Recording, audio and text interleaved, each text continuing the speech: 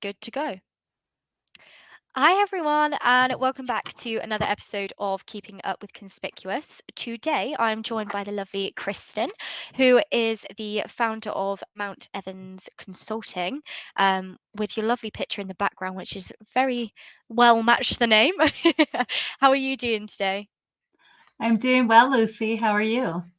Yes, I am good. I've woken up actually feeling a little bit ill this morning, which isn't good. Hopefully that goes away. But other than that, I am all good. But thank you so much for obviously coming on today. I know we've been in talks for a little bit, and it's lovely to finally get to have the chance to speak with you to know a little bit more. But for those people that may not know of you or want to know a little bit more about yourself and your background, would you be happy to explain a little bit further about that? Yes, thank you. And again, thank you for having me on today's podcast. I'm super excited to be here and share my story with the Yeah. community. My name is Kristen Hosman, and I'm located just outside of Denver, Colorado, in the United States. And I am the founder of Mount Evans Consulting. We've been in business about 6 years ago. We focus on business central implementations and support. My background, however, comes from the Dynamics GP side of things. I started my career about 20 years ago as an accounts payable clerk for a casino and worked my way up from accounts payable to accountant, and then ended up leaving the casino, started working for a Microsoft partner as a Dynamics GP consultant. Did that for a little bit, got back into the end user side of things because I was missing the accounting side of it. And I was a controller for a manufacturer for a couple of years. Okay. From there, I kind of missed the consulting side of things and got back into consulting. And this is where I've been since.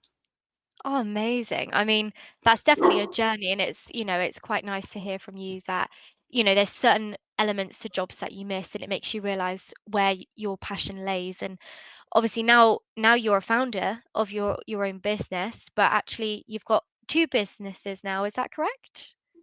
That is correct. I have been focusing on Mount Evans Consulting for the last 6 years, but a lot of our clients need bookkeeping services, accounting services, and just things like that as well. So I started Base 365 Accounting a few years ago, and the focus of that company is just that.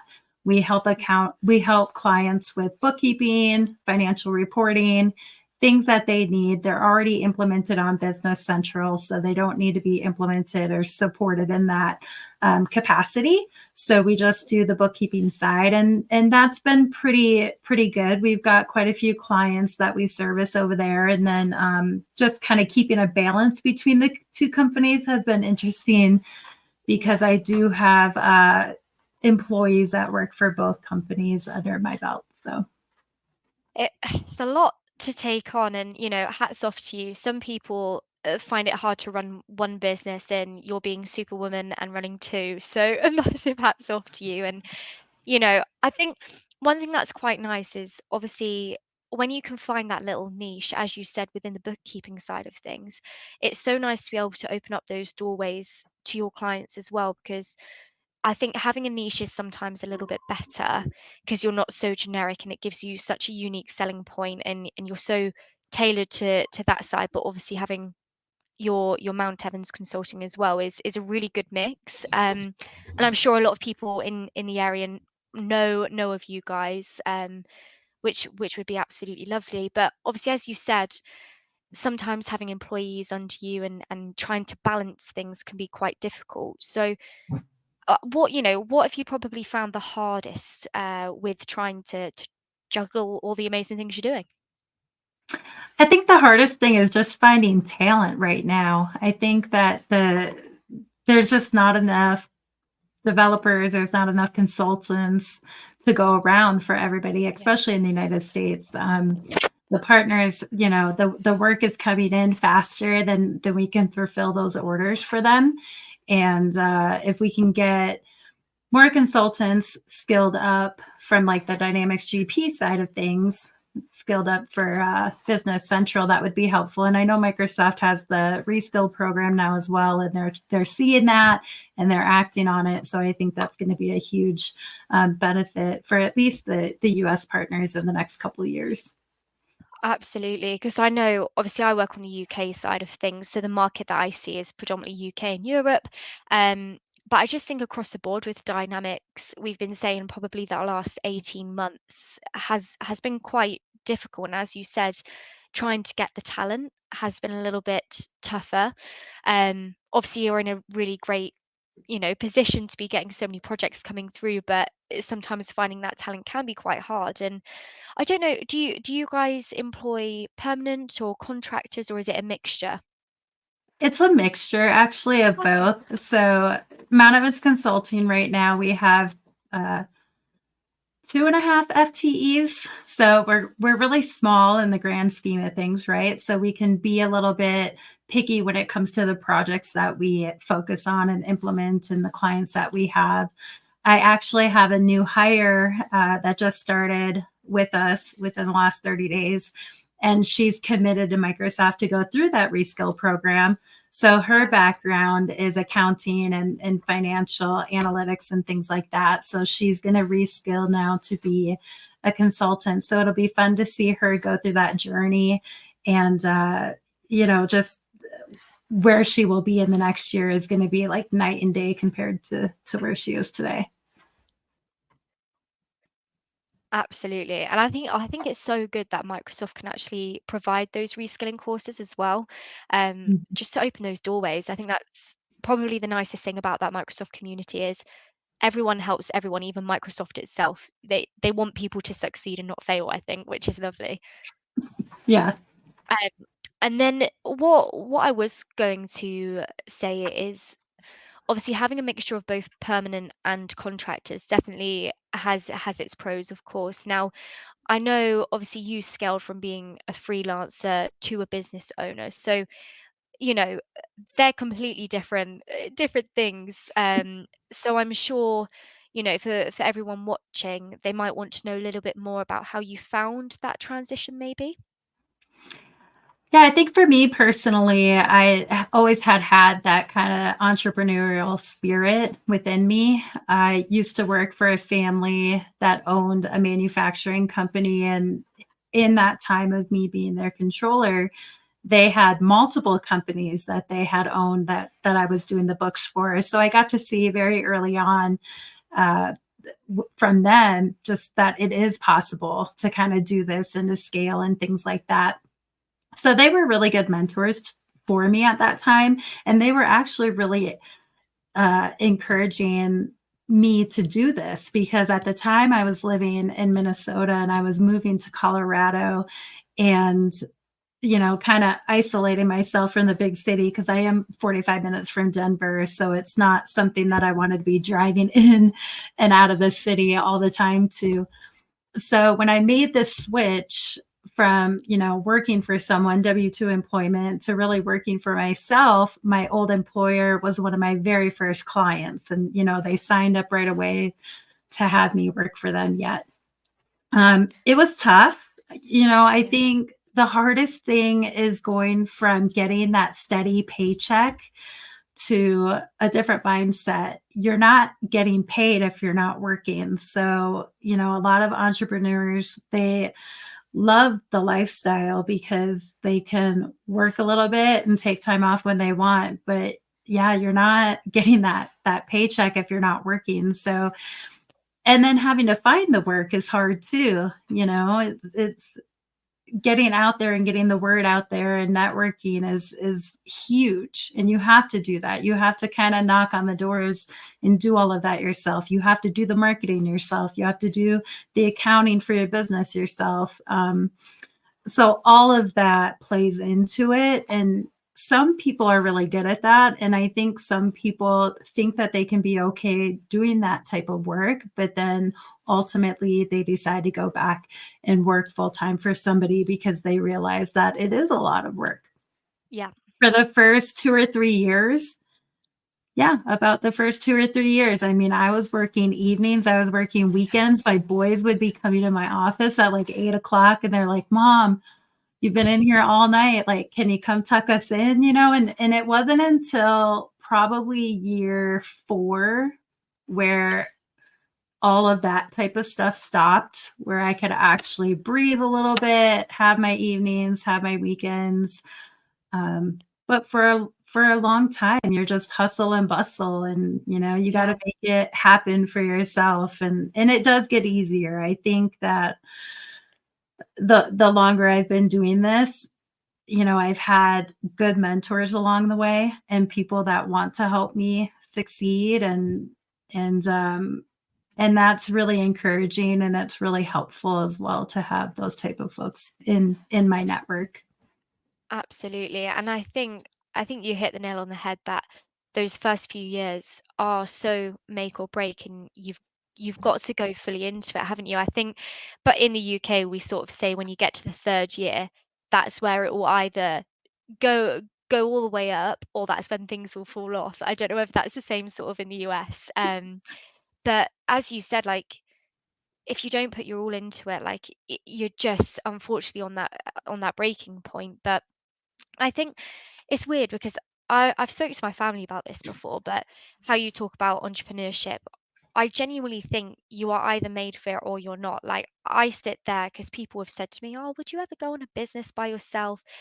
And the idea absolutely terrifies me. Like absolutely the fact that you're in charge of absolutely everything. You've got to switch so many different hats, and it is non-stop. And for me, phew, I couldn't think of anything worse for me because I know I would panic and crumble under the pressure. You've got to be a certain type of person to be able to succeed. So I really really admire you, and I must admit, maybe even being around that first initial client that you had, seeing them be so ambitious with their, did you say 3 companies, was it? Too. Uh, 2 company. Oh, mhm. you're the client that you Oh, had, sorry. the previous they had when I left, I think they were up to 4 companies, and now they're up to 8 or 9. So, like, Okay, well, they're really yeah. doing it. Well, being around such motivating and encouraging people from the offset, I think it definitely gives you a bit of a spring in your step. So it is about the people you surround yourself with as well. Mhm. And I think that's probably played a part in maybe the people that you employ as well. Do you find you sort of need people in the same mindset as you, or do you find maybe having mixed personalities have worked well for your business? What have you found best for you? I think what works for me is finding people who have a little bit of that mindset because we are a small business. We all Yeah, have our hands in everything. Like, I have someone that a subcontractor that helps with my marketing, but she only does so much for me every month. So then I have to fill in, right? So yeah, I do have to have a little bit of a marketing, hat on every now and then. But my longest employee, Crystal Bailey, when I met her 3 years ago, she just hit her 3-year anniversary with us, and oh, when I met her through, my husband's church community, and she was just getting back into working because she had been a stay-at-home mom for a long time. oh wow, So, for her to come in and within a year, she passed the MB 800, and she does the books for MEC, she does all the client billing, everything around that aspect. And then she also does billable work for our clients too. But she's been my longest employee, and she only works part time. So, and that's something that was really important for her is she still wanted to work part time because she is a mom still. yeah, And then, but I think having someone like that and then having another like type of a go getter, kind of someone who is my clone per se, yeah, um, is super helpful. But I think when you're thinking about stepping out and doing this on your own, I think originally it was just me for 3 years. And, I was just a subcontractor for a long time, and then I started getting my own clients, and it was never in like the 3-year plan, especially probably not till like the 5-year plan to actually be a Microsoft partner and start selling licenses. But what I was finding is that my clients really were pushing me to do that. Like they wanted to Yeah. move over to Mount Evans Consulting and change that partner record. So they really forced me to do it a lot earlier than I had initially projected. But looking back, I wouldn't change anything. I think that, it's been a cool journey, and year 6 is coming up, and I think about where I'm gonna be at year 10, and I think it's been really rewarding. But I guess where I'm going with this is that starting small, just starting as a subcontractor, that may be perfect for people, right? Yeah. And in the US, and I think in Europe too, in the Business Central space, we're seeing a lot of that right now. We're seeing people leave their Yeah. employer and go independent. And those are the consultants that are very active in the community. They're speaking at conferences. They may be a Microsoft MVP already. So they have that network, and they're using that network to get the work, and they're just kind of paving their own way. They have their own brand too. Like Yeah. they are their brand. Absolutely. I think that's so important though. And I actually spoke about this at a virtual conference. I was very surprised they reached out to me, but they said whether I could talk about how to build your personal brand and like the importance in the Microsoft community. Because as you said, I personally think a lot more people in the near recent years will go contracting. Um, in the UK, the contracting market and subcontracting market isn't too fabulous this year, but I think when it definitely goes on the up, I think we're going to see a lot more of those people that have been self-marketing and stuff sort of go that way. Um, and as you said, there's no right or wrong answer of what's best. What suits one does definitely not suit another person. Um, but obviously with yourself, if you were to give anyone who may have the mindset of actually, I want to have my own business one day, I want to strive to be a Microsoft partner, what advice would you give someone for that side of things? I would say find a mentor. I think Okay. it's very important to have someone not only personally helping you, like with just your personal growth, but also your professional growth. So if you can find a mentor that is willing to sit down and kind of talk to you and help guide you, that is going to be key. And I've had those type of mentors throughout the last 6 years, and some of them are really good at focusing on like the Microsoft relationship side of things, and some of them are really good at helping me focus on how I should be placing myself within the market. So just find probably a few different type of mentors to help you along the way, and have those serious conversations, because they're really tough conversations too. And there's been times where I've gotten advice given to me and I haven't followed it because I've been kind of scared to, or didn't really understand how to do it. And those mentors come in and they're like, come on, let's go. They're like pushing me forward. um, so yeah, I think just find a mentor, put yourself out there now, speak at conferences. A lot of the conferences are looking for new speakers. If you're nervous Yeah. about speaking, find a co-presenter to help you. Some of the conferences even have mentorship programs built within them, so that if you are a new speaker, you can ask to be mentored as well. So that that's a lot of advice, but really at the end of the day, it's just about getting yourself out there and networking. Absolutely. But do you know what? I think it's such a refreshing thing that you're talking about is asking mentors for help. And I think there's some people that are still in that mentality that help is a weakness and like asking for help. And I just feel like as a business owner, you are not going to know absolutely everything when you first start out. And you're always going to be learning regardless of if you're like yourself 6 years down the line. I'm sure every now and then you might hear a refreshing piece of information that you're like, oh, I could be doing that. And no one knows what's right or what's wrong. And as we've said, not everything will work for one person, but the Microsoft space, if there's a place that you want to build a business, I think it is definitely the place to do so, because so many people are so welcoming and lovely to be like, actually, I can be that hand for, like, to hold for you, and I'll help you with this, what's worked for me. And people aren't shy to do that. And I think that's just the best thing about the industry. And I think every single time I come on a podcast, I end up saying that Microsoft is great because of the community, but it's a real thing. And the fact that I speak to people weekly and everyone says the same thing just really highlights it, I think.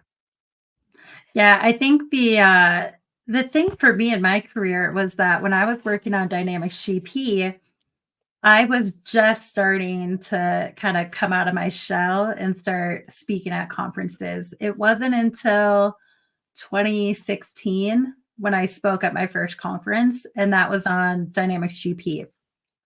When I made the switch over to Business Central, the community is totally different. The Yeah. just, the I don't know how to explain it, but the feel is different than the GP side. And then you throw in like the Power Platform and the fact that it talks with BC and all these tools work together, it makes that community even bigger. And I think what I'm seeing in the community, especially now within the last year or two, there's more blogs out there. There's more new speakers coming up. You're starting to see people work together. You see, for example, like the Power Platform. I work very heavily with Mary Myers, who's a Microsoft MVP that focuses on Business Central, but her focus is Power Automate too. And I'm working with her on content and kind of blending the two products together, the Power Automate Yeah. with Business Central. And you're just seeing that throughout everywhere, whether it's online, social media, or conferences. Everybody's coming together. And also Microsoft, Business Central team is located over in Denmark, and they're Yeah. coming to conferences and they're listening, and they're active even on social media and talking with clients and things like that. So I think that's making our community even stronger. And Yeah. the cool thing is that like Business Central is still pretty new. It's still, I would say it's probably in the toddler phase now, not infant anymore, but we're getting in the toddler stage, and it feels really cool to be a part of it. 100%. And I think you're so right. People are coming together now. I actually noticed it because we've got an event in the UK coming up called I can't even talk today, Scottish Summit. It's always a bit of a tongue twister. And like I'm now seeing a lot of people that I may not have seen speak at conferences before. That might just be because I haven't seen it advertised or whatever it may be. But even two people from two different companies coming together to deliver a session together. And I just think that's so nice and refreshing to see. And as you said, it's sort of only getting started still. So the community is just going to get bigger and welcome more people. And I think we're seeing a lot more rising stars as well, younger people coming into the industry with new fresh ideas, which is really refreshing. um so yeah, I think that there's so much potential to happen, and to what's to come as well, um, which is great. And I know one thing you said about yourself, you're quite an ambitious person, but also, as we can see in the background, for people that might not recognize the certificates, you are also, is it a 4 times MVP? Officially 5 time now. 5 time now, because that's just happened. And how do you find juggling everything? Is it quite natural to you? Because obviously I know you've got to do certain things and be involved in the community to be put forwards for the MVP. Um, but how did you find that natural for you to do, or has it taken up a lot more time for you juggling a business? Well, two businesses. Yeah. For me, I found it to be natural just because my husband tells me I'm a fixer and I want to help everybody, right? And I think that goes hand in hand with being a Microsoft MVP because I put myself out there to help people, whether it's blogging or speaking at conferences or mentoring. Cool fact about the Business Central MVP side of things is that we only have 61 MVPs designated for Business Central right now worldwide. So when I got awarded 5 years ago, I think it was like low 30s. So we've more than Oh, doubled wow. at this Oh my point for goodness. Business Central. And Microsoft is a big cheerleader for us. We don't really know what the special sauce is to get renewed every year, but we know that as long as we give it our all, um, that renewal it's so sweet to get it every year.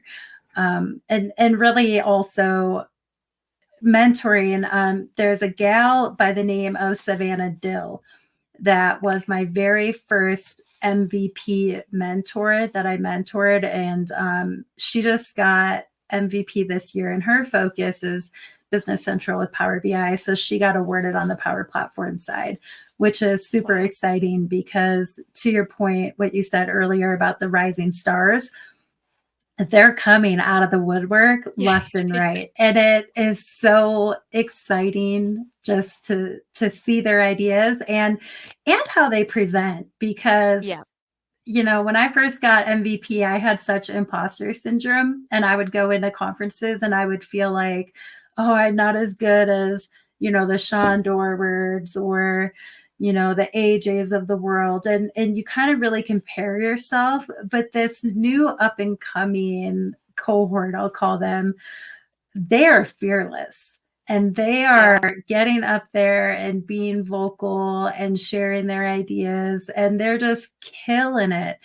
And it's so exciting to see them and to cheer them on. And I think it's just going to get better. I mean, I Yeah. think over the next couple of years, to your point about like Scottish Summit, I've heard about it. Um, and maybe someday I'll get over there for it. I've gone to some Yeah. of the conferences over in Europe over the years, but I know that there are consultants going there from the United States and all Oh, over the wow. world, and I think it's so crazy that this little community that I was a part of, when I think back to being in Dynamics GP, it was very focused on just the US, and Yeah. then make the switch to Business Central, and now it's like, oh my gosh, I have friends all over the world now, you know, Yeah. and it's so cool. It's just so cool. It is, and as you said, you just never know who you're gonna bump into in these conferences. Like, if I attend something, I'll always put a poll out just, to see who's going. Some of the names I see pop up, I'm like, "You're coming all the way here?" Like, it is crazy, but people just love it, and they love contributing, and they love seeing new views. And as you said, there's so many new people that come out the woodwork every single year, even every month nowadays, that just have such cool contributions. And even some of the project delivery and stuff, sorry, not project delivery, seminar delivery and stuff. Like, I've got um a friend who is doing a Star Wars themed seminar, and and you just think it's so quirky, it's so cool, and that everyone just can have a good fun with it, but also be able to get some really great lessons and teachings across to people. um so it is just really, really nice. And I know you've got a couple of conferences you're potentially attending still this year, is that right? Yes. So I have Days of Knowledge America is coming up in Atlanta the end of this week. I actually leave for that. And Wow. then we have Community Summit, which is next month in San Antonio, Texas. That's the big dynamic conference, Yeah. also Power Platform in there, but that's got the end users as well. So that's always very well attended. Um, and then tentatively, we'll see Directions EMEA, which is over in Vienna this year. That's coming up in November. So that one tentatively I'm slated to go to. Wow. Wow. Well, I know, as you said, people coming from all over the place. We've got two of our consultants. Well, we've got our US director, Alex Block, and Tom Sharpless. They're coming over to is it Directions? What's the one in, what is the Directions second one? EMEA. Directions. No, Oh, sorry, the the one before. Community Summit. Summit. Summit. There's so many different names, I get very confused. But they're coming to the Summit one, and they also went last year. So I'll have to send you their profiles so you can see some of our Yes. faces. But yeah, I Yes. mean, yeah, they're coming over as well. So people do come over. That is so cool. I'm doing one of my first sponsorships at Community Summit, so we're going to have a booth there this year. So they'll have to swing by and Yeah, I'll pick up one of definitely. our fun little freebies. They will love that. I'll definitely let them know so that they can come over and introduce themselves. But this is what I mean. It's so nice. You can just meet new people all the time. It's great. This is Hmm. why I'm so excited for Scottish Summit, 'cause I'll be like, there's new people to see and probably some more Lego things to collect somewhere along the line. There's always Lego at the conferences, isn't there? Yeah, Lego, But stuffed animals, all that stuff. everything. It's great. It's great. But yeah, I mean, obviously, I can imagine a lot of people watching will definitely see you at some of the conferences, and will definitely pop a comment to say which ones you're attending, especially if you're sponsoring Summit. That's amazing.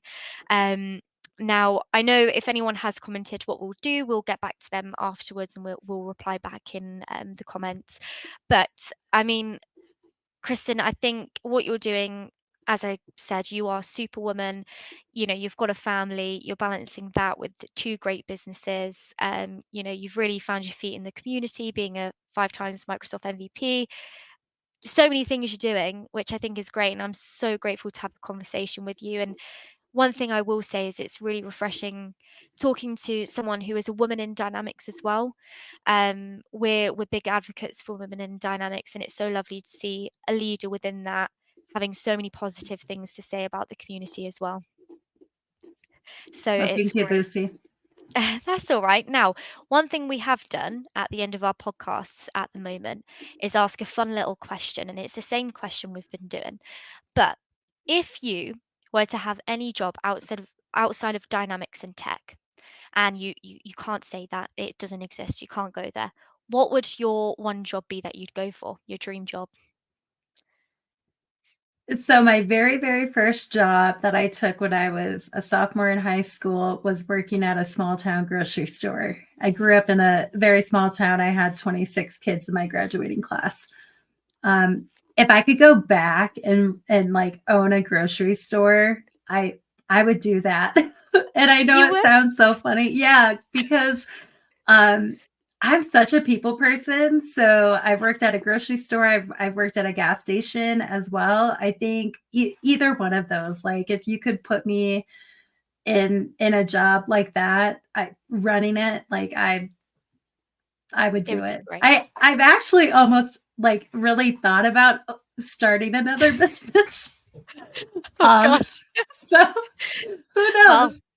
you might have your grocery store on the side of all of this. I mean, if you Maybe. do, absolutely amazing from you. And no, it's definitely a fun question to ask. I mean, I was trying to think about what my answer would be, and growing up, it would be all sorts of things. I wanted to be a vet, and then I got upset because I never wanted to put an animal down because I loved him too much, you know. So, but yeah, it's always a great question. But honestly, Kristen, it's been so lovely talking to you, and we'll definitely stay in contact because love to stay connected with how well you're doing, which I'm sure we've got more to see from you in the future years. Um, but yes, thank you so much for coming on, and we will be tuning back in next week. Awesome. Thank you, Lucy.